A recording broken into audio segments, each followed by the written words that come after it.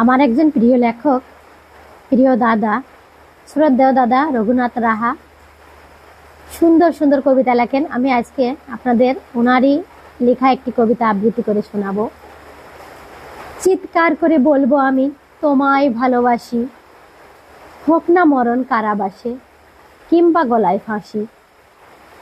ভালোবাসার মন্ত্রে তুমি দেবে আমায় দীক্ষা, চাই না কিছু তোমার কাছে, চাই শুধু প্রেম ভিক্ষা। গোমরা মুখে রইলে কেন, একটুখানি হাসো, সত্যি করে একটু বলো আমায় ভালোবাসো। মিষ্টি হেসে সামনে তুমি যেই দাঁড়াবে এসে, পুঞ্জীভূত আবেগ যত উঠবে চোখে ভেসে।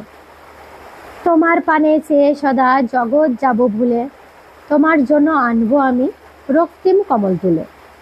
বেনি করে বাঁধবে খোপা, গুজবে তাতে ফুল, দুই কানেতে পরাবো সেই ঝুমকো জবাদুল। তোমার জন্য আনবো কিনে শখের গোলাপ বালা, পরায়ে দেব গলায় তোমার রঙিন ফুলের মালা।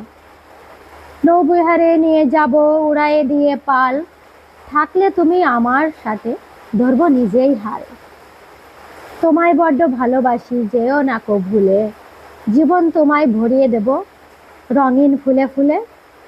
পূর্ণ শশীর মুগ্ধ শোভা দেখব তোমার মুখে, আসলে আমার পুরে ঘরে রাখবো স্বর্গ সুখে।